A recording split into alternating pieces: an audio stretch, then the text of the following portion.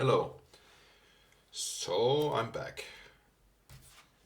And this is, of course, the adventure about Tristan Bullbridge, the cut person blacksmith, now adventuring knight, who is traveling towards the Mud Valley because his romantic interest and host Alma the Frail was robbed.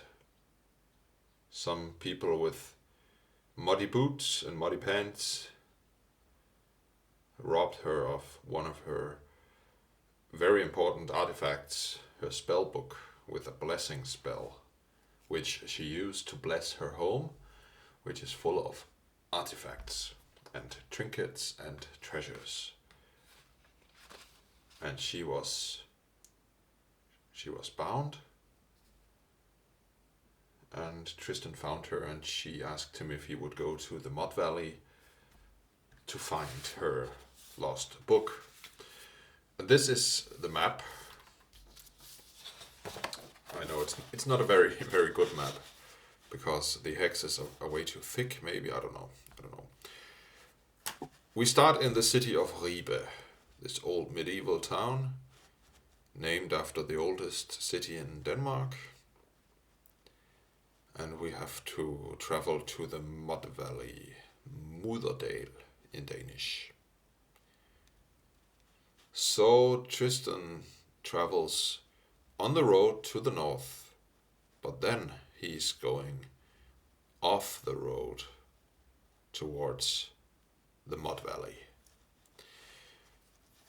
And now we actually do traveling procedures from Knave.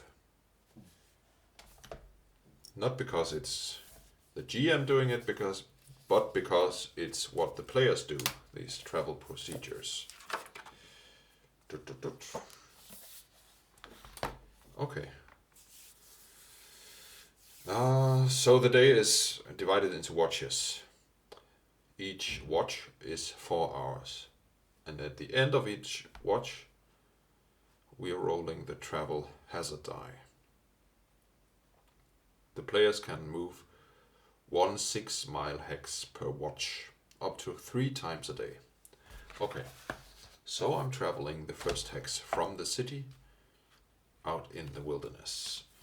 And now I'm creating some more map because I'm using the sandbox generator to determine which kind of biome this road is placed in.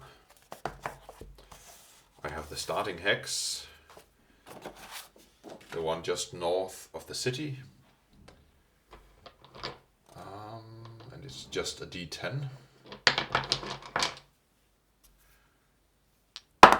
3. That's grassland. I expected that. 1 to 4 is grasslands. Okay, so he travels on the road in this grassland area, this old dusty road. What's the weather like? I have this nice weather die. Oops. Oh shit, it's a thunderstorm. Okay, so I'll look in the Knave book about the weather.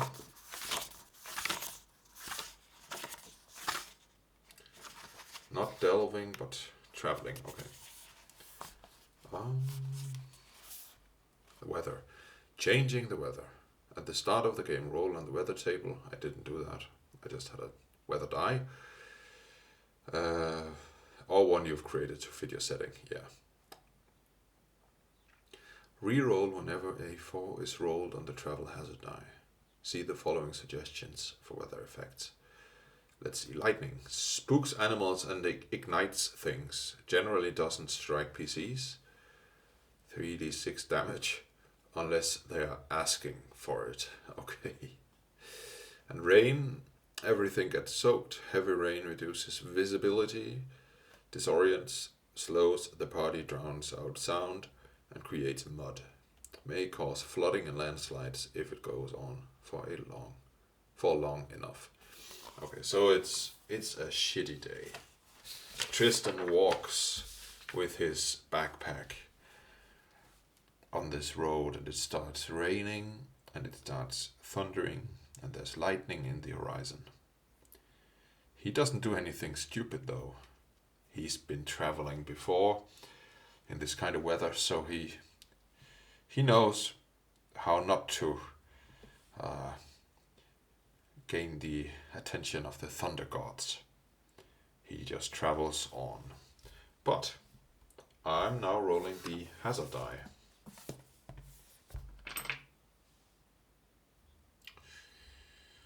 And I have this die, which I created myself. It's ugly as hell, but it's useful. Free. Okay, nothing happens this travel round. So he travels for 4 hours. I don't remember the time of the day actually. I think he waited for the next morning.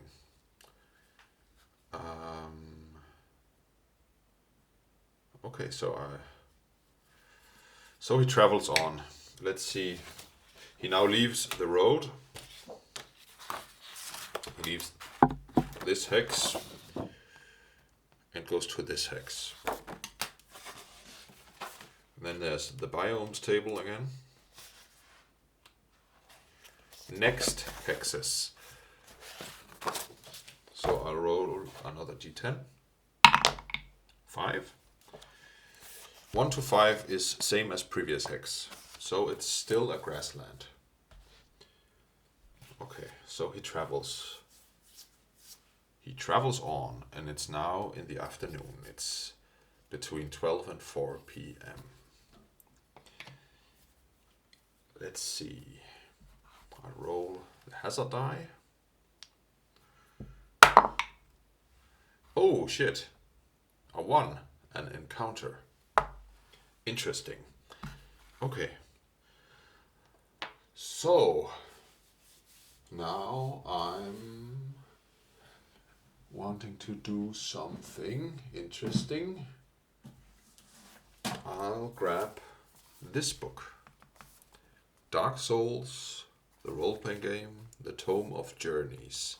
The Tome of Journeys is basically the first Dark Souls game setting, or as a campaign setting, where the main book, the core rule book, has mostly stuff from the first and the third game, not so much from the second game.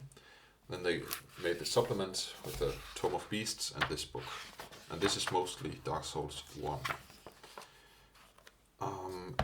If we say grasslands, which locations could that be? Northern Undead Asylum, nope. Firelink Shrine, no. Undead Burg, nope. Depths, Blighttown, Quelax Domain, Analondo, Crystal Cave, Sense Fortress, Darkroot Garden. Darkroot Garden would be cool for forest, but not for grasslands. And the same with Darkroot Basin. No. No, Dark Souls is too... there's no open fields in Dark Souls, so I guess I can't really use it, but that's okay. I'll see what shows up. In this book there's also encounters per biome, so I say grasslands, and I roll 1d12. 5. Okay, orcs. Oh shit. We meet some orcs. Interesting. Orcs. And now I'm looking. It's this, the Monster Overhaul by Skirples. And let's see, I haven't used it that much, but it's definitely interesting. I don't know in which chapter the orcs are, so I'll just look in the index. Orcs, orcs, orcs. Page 59.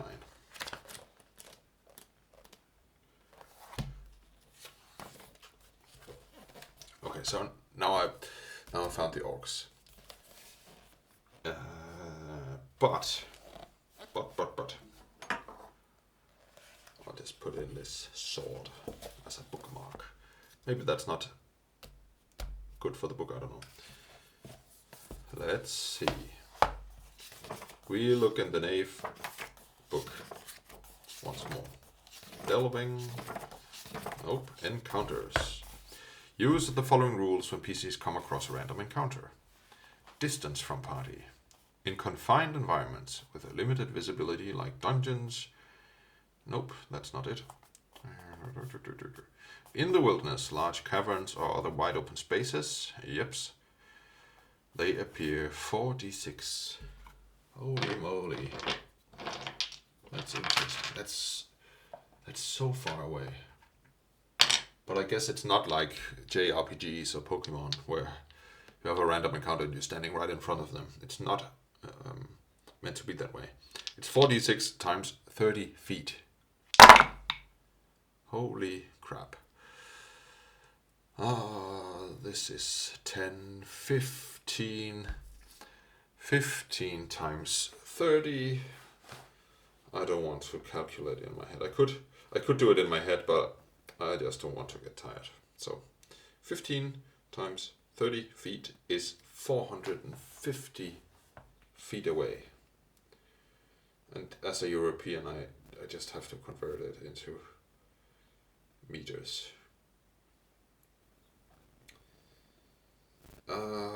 It's approximately 140 meters away. Okay.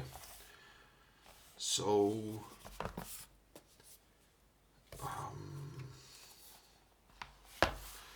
they don't have a reaction. Maybe they have an activity. See, the Knave book has everything. I don't even need to look into the monster overhaul yet.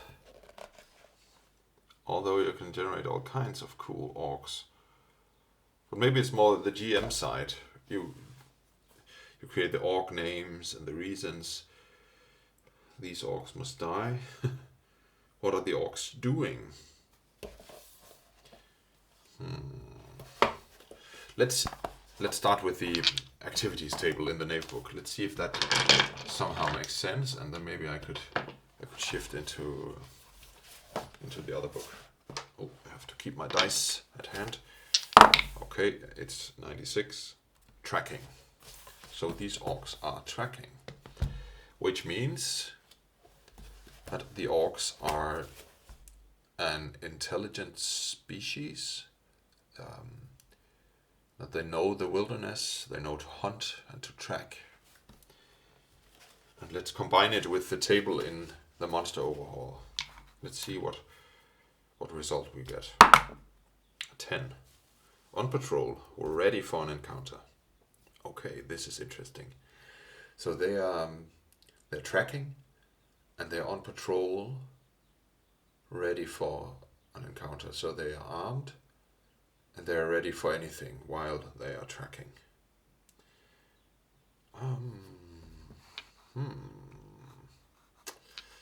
Very interesting. I just had an idea.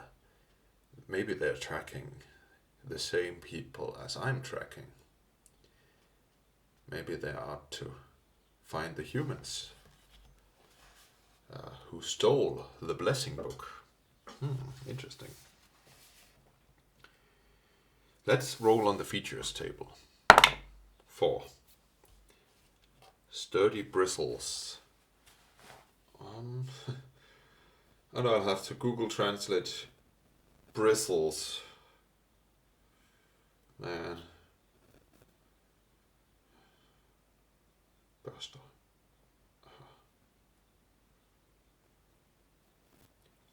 Bristle. Google bristles orc. I don't know. I don't get it. I don't know what bristles are. I'll just roll another one. See, that's sometimes annoying when English is not your native language, there's sometimes, or quite often actually, a word or two I can't understand, and then I have to translate it, and it's daunting, so I'll just reroll. Sturdy bristles again. Porcine nose and ears. So porcine, I guess it's pig-like. So they're these pig-headed orcs. How many are they? Let's see. Appearing. One guard, warbands, or hordes. That's so many. It's not a horde. It's not a warband, is it? That doesn't make sense. That's way too many. That's a lot of big numbers, so I'll just look in the bestiary in this one instead. Orc. Okay.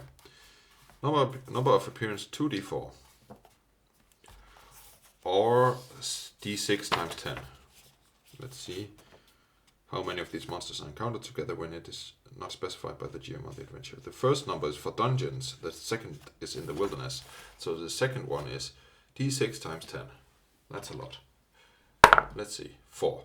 Okay. 40 orcs who are tracking and who are ready for combat. Okay.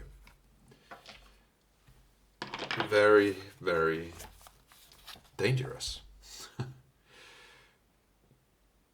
If the encounter occurs within 80 feet of the party, the closest PC makes a wisdom check against the whiz check of the closest encountered creature. If one side wins by 5 or more, they've surprised the other side. We're not within 80 feet, so he hides. Tristan hides behind some bushes, or maybe some kind of rocks, as they venture on. I wonder where they are going, which direction. Do I have a direction die? Oh yeah, I have this direction die. South. Oh shit. Let's see. So Tristan came from the south. They're traveling to the south. So I guess he has to go in another direction. Why are the orcs going towards the city?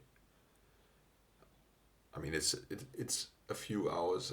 This is 12 miles from the city, so it's okay. They're not attacking the city, not yet at least. But Tristan, he has to venture into this hex instead, to the west. Okay. So he travels unseen, away from the orcs. He's an experienced traveler, so in an open field and that distance, he can definitely stay hidden and still move. But now it's late in the afternoon. It's between 4 and 8 p.m. And no, I haven't used Mythic yet. But I guess this was a scene. Man, I already forgot how to do Mythic's scenes. Scene structure, playing, bookkeeping. Okay, the first scene. Nope. The first scene. No, this is not the first scene. Expected scene. Let's make this a scene actually. Tristan seeing the orcs from a great distance of 140 meters. He hides. That's my expectation, at least. I expect it to be like that. So then I'm testing the expected scene. with 1d10. And the chaos factor is 6. Maybe I'll put the chaos factor over here. 6. Okay. Roll over.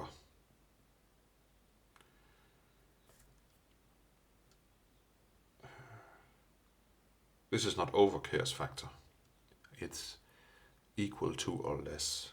So it's within the chaos factor. And it's even. Roll even. 2, 4, 6, 8. Yeah, within chaos factor. Interrupt scene. Okay, so the scene is interrupted by something. Okay. What to do then?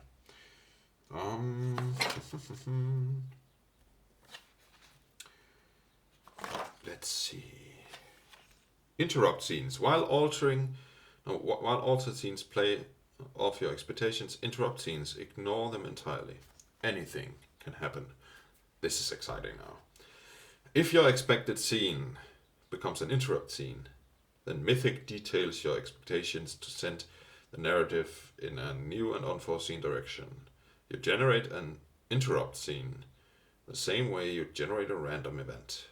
Roll for the event focus and event meaning, then interpret the results in context. Okay. Let's have to see which tables I actually got here. Scene adjustment table, testing the scene, NPC behavior, no. What did it say? Right, roll for the event focus. Okay. Let's see the event focus. Where the hell is the event focus? Scene adjustment table, no. It's not that. Testing expected scene. Man, where are they, these tables?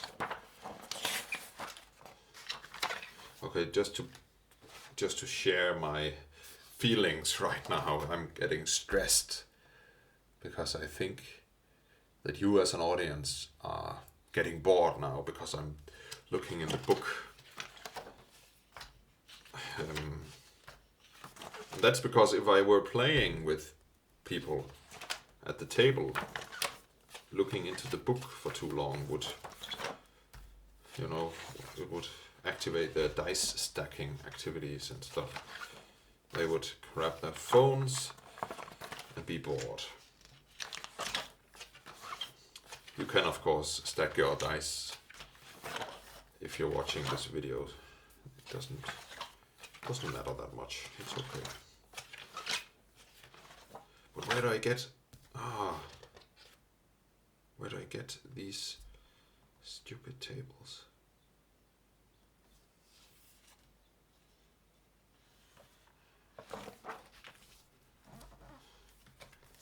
I need the event focus. Where is it?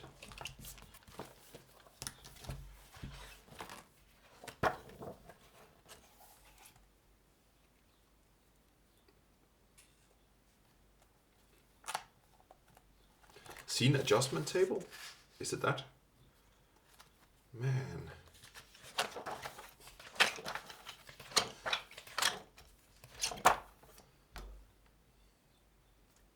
Fate check, no.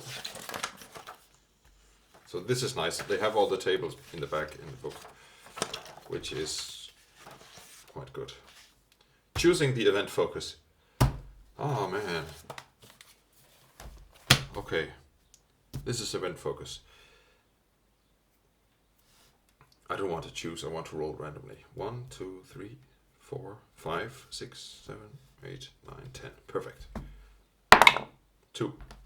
Ambiguous event. The adventure has slowed and you're ready for a mystery to pursue. Well, what does that mean? I guess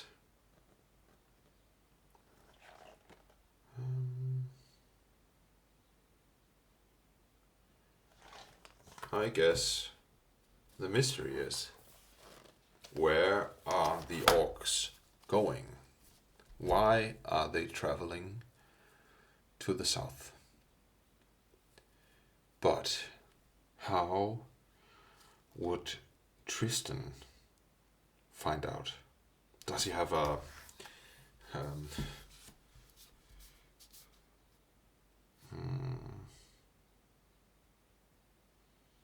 he just sees all these orcs, 40 of them, walking towards the road where he just came from. Normally they aren't this close to human cities. This is not good. Should he go? Should he follow the orcs? Or should he just leave and travel towards the Mud Valley?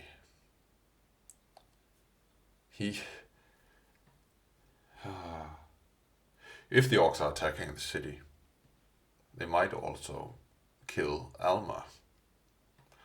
And he doesn't want that to happen, definitely not. So he has to investigate. He has to see what the orcs are up to. But to do so, he has to travel closer to them. And he does. So he travels closer to the orcs. They're marching on. They're walking. They're talking. And he's behind them now because he hid behind some kind of bush. And they traveled past him at a distance. And now he can travel behind them without them seeing him. And he might even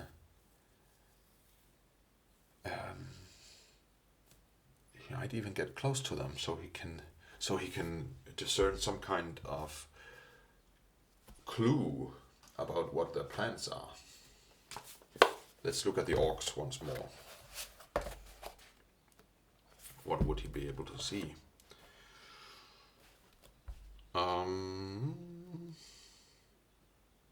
So what is their skin tone? He now sees their skin tone in the afternoon light. It's green. Green like a poisonous frog. Very green. So there are these green humanoids with pig heads and tusks. And what do they carry? Which kind of weapons do most of them use? Swords. They're traveling with swords in their hands or in their belts. And they wear strange, closely woven cloth. So they're not from here, because it's strange and it's closely woven. So it's warm. So they might be from the north, where it's cold. They've been traveling from far away. Interesting.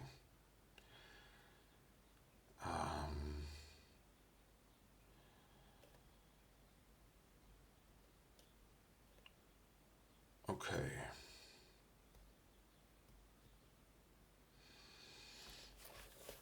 Now I'm gonna ask the fate chart, because I don't know what else to do. Does it look like they're heading into battle?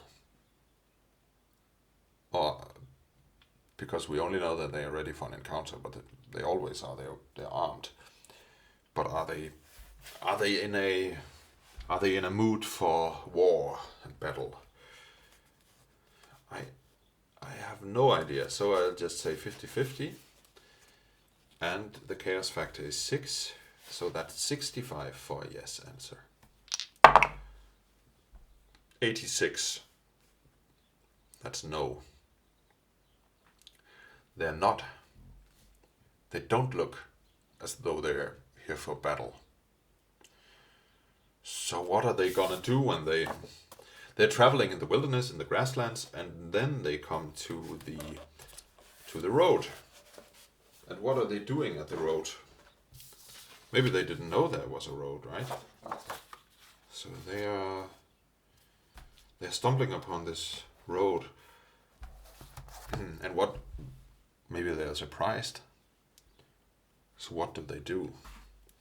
I'm gonna roll on the actions meaning table. 3. Activate, and the next 24. Activate emotion. So to be surprised is an emotion as well. So they're very surprised when they see the road. Of course, Tristan doesn't understand the language, and he's at a distance where he doesn't really, he wouldn't be able to hear them anyways. But they're stopping and they're discussing, and are they getting into a fight with each other? I think maybe they would be angry at the leader. Are the orcs getting pissed at the leader because he's led them to a human road? I think it's likely, and our chaos factor is still 6.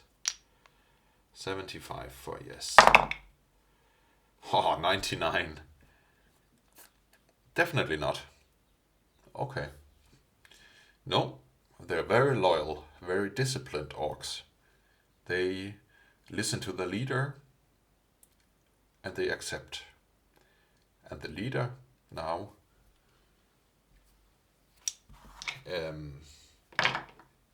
is commanding them to head in another direction. And I'll ask which direction. Northwest. Interesting. So they were here, and now they travel to northwest. So the orcs are here now. And Tristan is behind them in this hex where he was before. So now they are actually traveling towards the Mud Valley, or maybe somewhere else in this area. But this also means that Tristan can travel straight north to the Mud Valley, and he will not meet the orcs. He won't meet the orcs. Okay. But he lost some precious daylight, and he's now traveled for 3 shifts, and it's getting dark. It's around 8 o'clock in the night, 8 o'clock p.m. And that was a scene. I won't do the hazard die right now. I'll put it into the journey. So this was scene number 3. Scene summary. Tristan traveled north.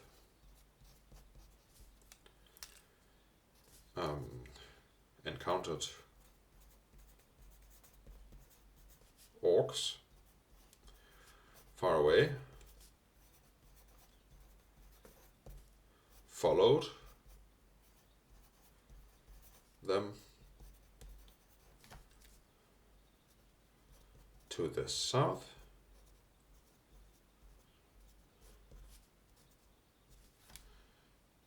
and they went to the northeast.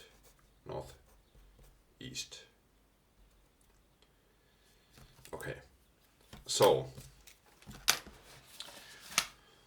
I don't want to I don't want to fall into the pitch trap of just doing traveling procedures, but I think I have to make camp somehow.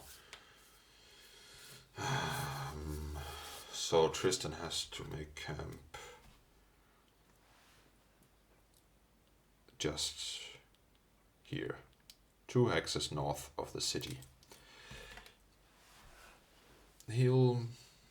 no, I got an idea. Where's my Knave book?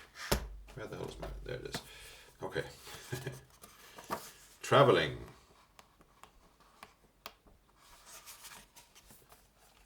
Exploring. The party can spend a watch exploring the area of a 6-mile hex to reveal any areas of interest, such as an overgrown ruin, hidden pool, etc. that wouldn't be noticed by passing through. So instead of just camping in the middle of the grasslands, he will now search, and he'll spend the evening from 8 to 12. Okay, so this is going towards the end. And he searches the place for an area of interest. Let's see.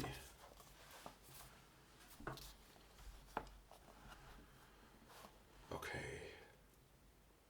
So there's signs, there's locations, and there's structures. And then there's place traits. But that's 3 different options. I'll just solve it with a D3. And it says 3. So it's a structure. He stumbles upon a structure. 63. Orchid. Oh man, I forgot what an orchid is. Orchid. If I pronounce it correctly. Orchard. Ah, like a fruity garden. Okay. That's interesting. What comes to mind is a small area with an old fence around it with some apple trees. So someone has some apple trees out here. And let's see for place traits. 50. Living. It's a living orchid, which means that the apple trees are filled with apples. It's lush and green, and actually a quite nice place, and kind of a civilized place, because it obviously belongs to some humans. So, in the next scene, do I really have to roll this hazard die every time? That's insane. Because I'm running into a problem now. Because either I can just use this hazard die, so I will use the procedures in Knave to see if something happens now, and if something happens, maybe there's an encounter or whatever. But then I'm not doing the Mythic thing about testing the scene. So I have to think about what would I do if I were the GM or if I were a player in a multiplayer session. I guess we would follow the procedures when traveling, because it's some kind of procedure system whenever you travel on a hex map. When you're then in a location, you kind of zoom in.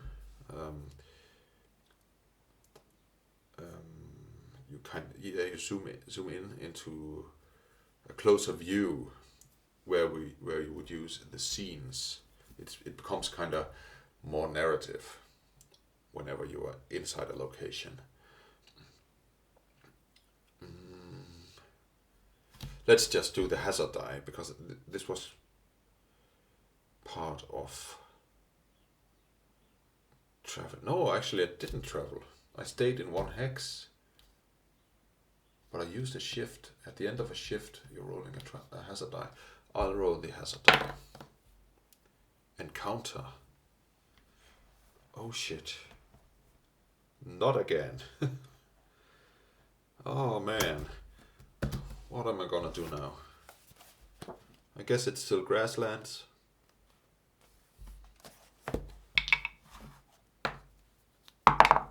Seven. Giant rats. Interesting. Giant rats. And out in the open it was It was 46 times 30 feet away. 46. And it says 10, 11. 11 times 30, that's 330 feet. I guess it's like 100 meters away. So a question for the GM emulator. Are these rats inside of the apple garden? I already forgot what it's called. Orchard? I just call it the apple garden. And I would say it's likely because the food attracts rats. So likely chaos factor 6, 75 for yes. Are they inside? 72. Yeah. So there's these giant rats. Giant stupid rats. Great. I'll just get the good old monster book.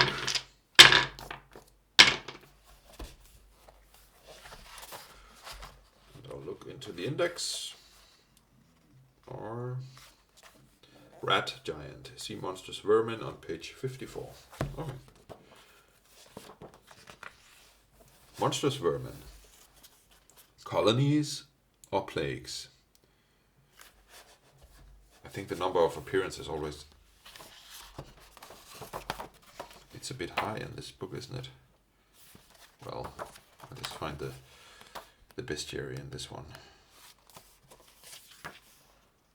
Gameplay example, no. Bestiary.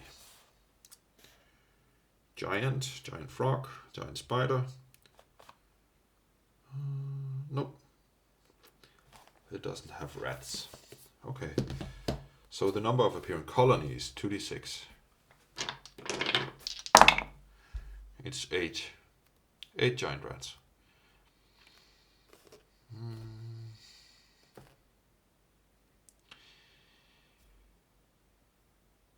So they're snuffling, shrieking a bit. They're eating some apples. Probably the apples that have fallen to the ground from the trees. What about the distance? Oh yeah, I already had a 330. That's not within 80 feet, so there's not a surprise check. They haven't seen me yet.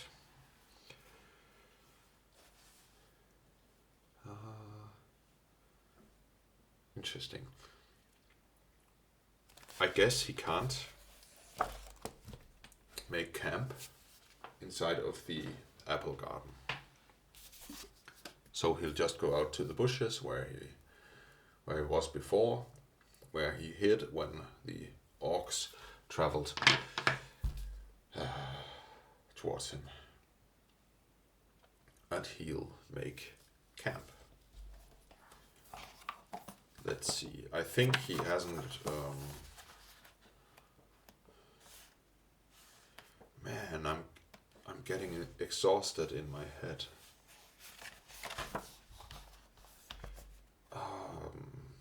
I'm getting exhausted because I'm just falling into procedures.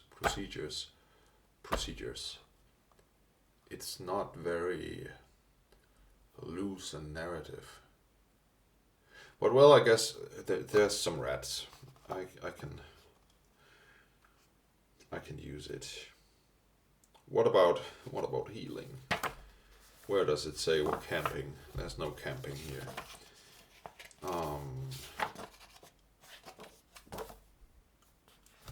Healing. HP fully heals each morning after 2 watches of sleep and a meal the night before. Okay, so I haven't taken any damage. But I'm using a ration. And I sleep through the night. For the next watch. And I just don't feel like using the hazard die every round. That seems so aggressive. Please write something in the comment section about using the hazard die every round. Do you do that when you play, or what do you do? think it's kind of aggressive. I would have to. Normally you would be a party and there would be one on the watch, and the others would sleep. But when you're one person, that's just too much, right? He has hidden. I guess he's an experienced traveler. He's a cut purse. He knows how to hide. So he's sleeping inside the bushes. I don't want to roll another. I'm just ignoring that. So he sleeps until 8 in the morning. Day number 2. Well, actually, I'll ask Mythic, does something happen during the night? I would say it's 50-50. The chaos factor. No, actually, the scene. It's a new scene now. Camping. Scene number 4 is camping. My expectation is that he'll sleep in the bushes. So I'm testing the expected scene. I'll roll 1 to 10. It was a 7. Definitely over the chaos factor, and which means it's the expected scene. So he's just sleeping tightly. And actually that camping session would be more like the end of the previous scene, because that would be a boring scene. Okay. So it's scene number 4 is the next morning, where he will travel once more from this hex into the Muddy Vale. Interesting. So what are my expectations? No, it's still not. It's hard. Would I do a procedure now, or would I call it a scene? Maybe I should generate the procedure to get the scene. He will travel into the Mud Vale and encounters and everything, and then I will say that's my expectation for the scene, and then test that expectation. That will be, man. It gets cumbersome and complicated. Shit.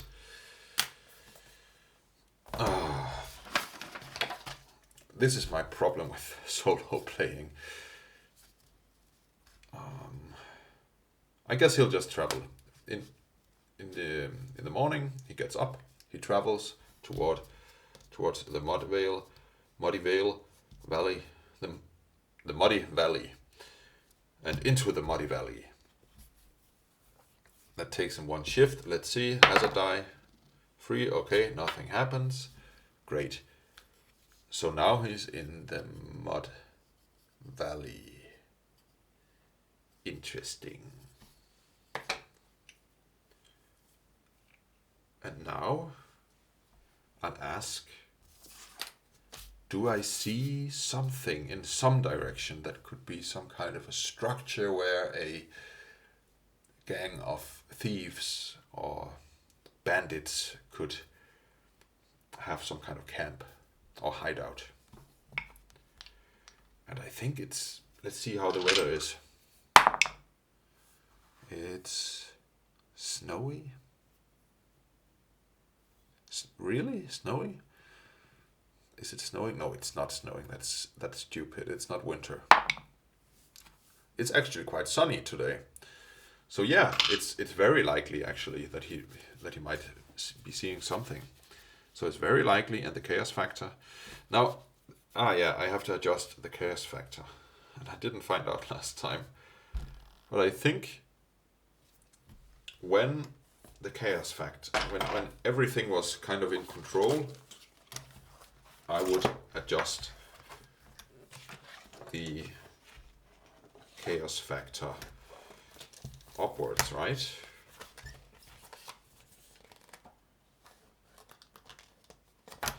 Oh, I was in this situation the last time as well. I have to Google it.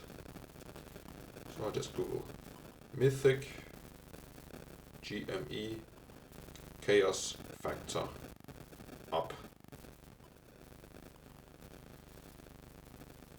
Okay, Reddit. Can someone help me understand the chaos factor? Blah blah blah. And I'm sorry, I hate this. I hate that I have to Google stuff, translate stuff with my phone. This should be an activity without phones, but well. The book stated that at the end of every scene you need to raise or lower the chaos factor by 1 point. Having a 9 chaos rank is negative or positive for the overall enjoyment of the adventure. Every time a scene ends with the PCs in control, then you give -1 chaos point, and the opposite +1 chaos. And the chaos points go from 1 to 9. What? Every time a scene ends with the PCs in control, then you give -1 chaos point.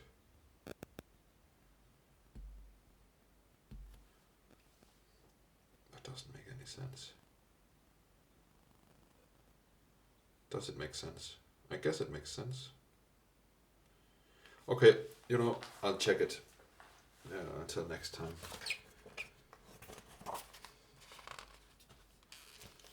And now I'm getting stressed out. And I hate this. You see,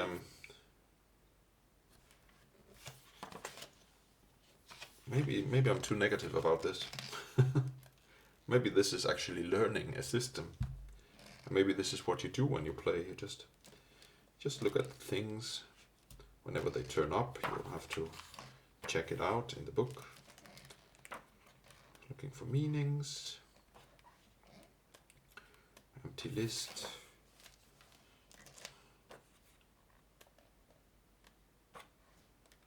Random event focus table. I have to remember this.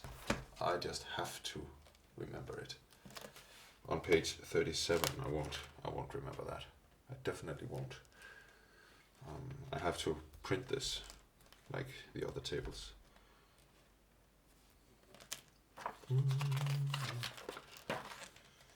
Blah blah blah blah blah blah blah blah blah.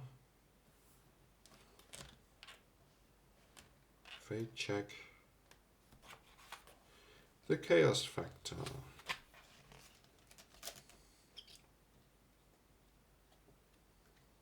Choosing odds. I know how to choose odds. Man, why doesn't it say anywhere what to do about this stupid chaos factor on page 9? But it doesn't say anything on page 9. Chaos factor. It uses a value between 1 and 9 to measure how much control the PC has over the action. The higher the value, the more Mythic generates active elements such as random events. Blah blah blah.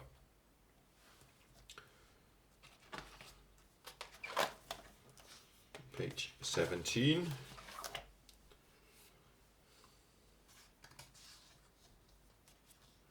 When you ask a fate question, the fate chart, choosing odds, the chaos factor. The chaos factor is a value tracked throughout the adventure that represents how much control the player characters have over current events. The more out of control scenes get, the higher the chaos factor will climb. Okay, so a scene which is out of control, then the chaos factor will climb. Okay, that makes sense. It's like a thermometer. When it's chaotic, of course, and everything's out of control, of course, the chaos is rising. I think that's okay. That's logical. But I was in control. I was at a distance from the orcs and everything. So I guess the chaos factor goes down. So now it's 5. Great. Okay, so the chaos factor is 5. What was my question? Do I see some kind of structure for a hidden thieves gang? I think it's very likely because it's a sunny day and it's chaos factor 5, so that's 75 for a yes. 76? Nope. He doesn't see anything, which is of course because it's too far away. He's just in this hex, so he has to travel in one of the directions. I think the most likely thing would be to travel more into the Mud Valley, right? I think so.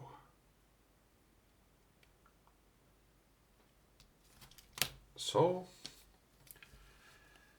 he travels on in the afternoon.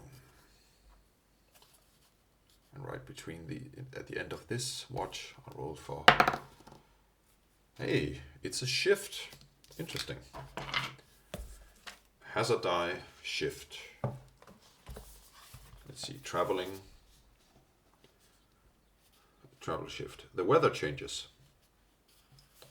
Maybe I'll just use this weather table for once, instead of my weather die. It's 9, windy. As Tristan travels into the muddy valley, the wind starts to blow. Not a storm, not rainy or not a thunderstorm, but just a wind. And does he, my dear GM emulator, does he see something now that he's here?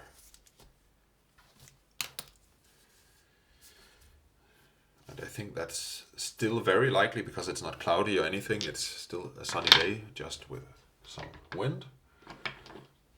Maybe the question is actually, does he sense some interesting place? Because maybe he smells it in the wind. Who knows?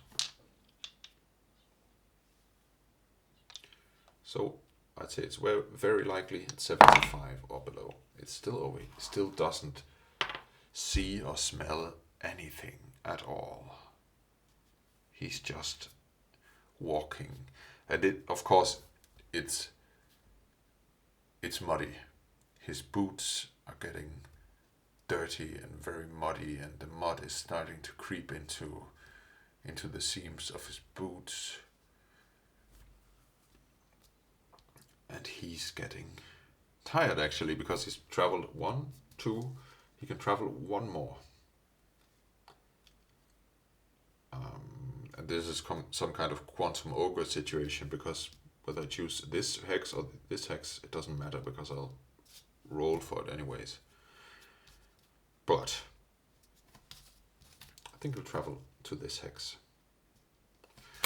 Wait a minute, I think I need a meeple for this, to remember where I'm at.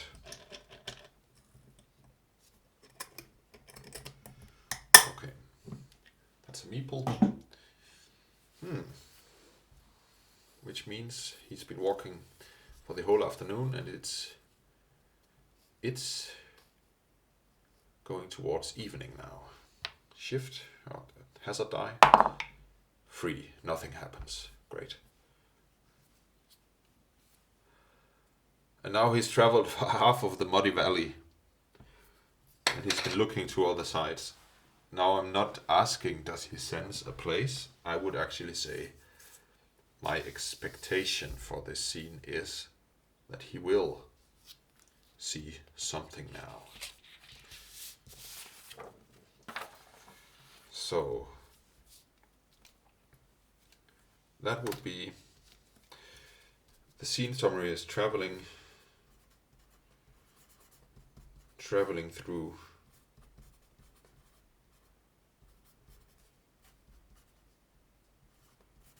the muddy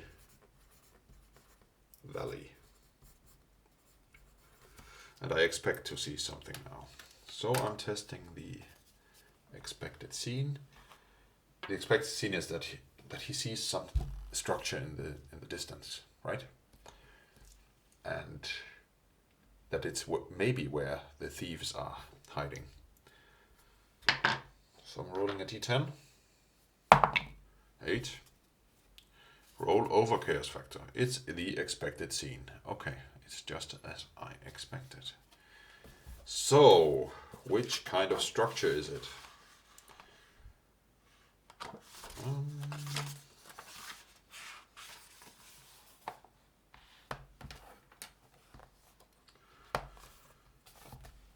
And I think I did specifically ask about structure, didn't I? I don't know. 47. 40. Not 74, but 47. A Hunting Lodge. Interesting. And a place trait. 8. A bright hunting lodge. So I'll put it on the scene. Sees a bright hunting lodge. He sees a bright hunting lodge in the distance while he's traveling through the mud. This,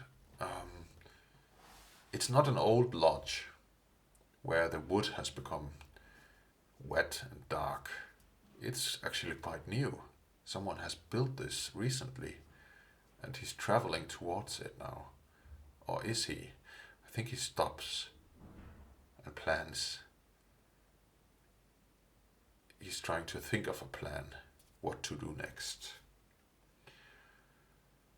And I think I'm a bit exhausted now, so I think I'll stop for now. But this is an interesting place to start the next time.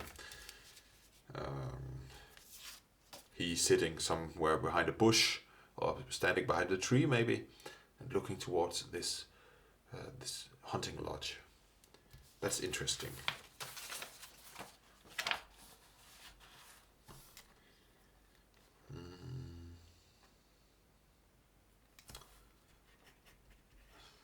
Sees bright hunting lodge. Hex 11. 511.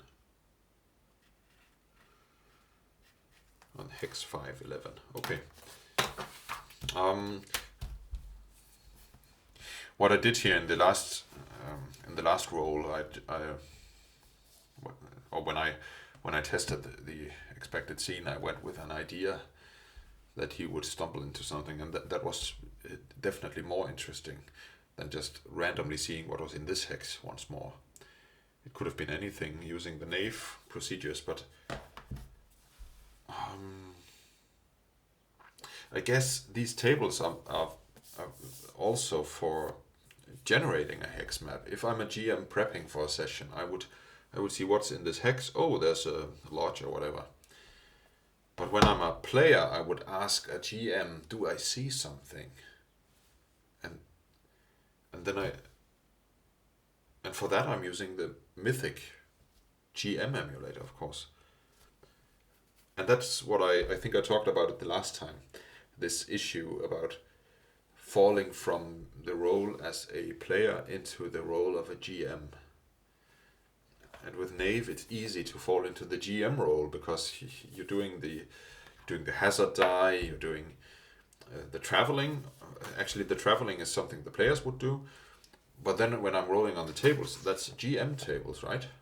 So maybe I think it's an issue I have to think about, definitely. How would you do this? I think sometimes I fall into Mythic and sometimes I fall into Knave, generating random stuff. And if I want the experience of a player playing a role-playing game, I wouldn't be generating random stuff. The GM would do that, but not me as a player. So I don't know. Please comment in the comment section. I'm here to learn this interesting activity of playing solo role-playing games. It's new to me, and it's not easy, but it's interesting. And I think the most interesting thing is to get some table results and using those as idea prompts to let my own imagination turn them into something narrative. That's what I like about it. So yeah, thank you guys very much for watching. I appreciate it, and I appreciate all your comments. See you next time. Goodbye.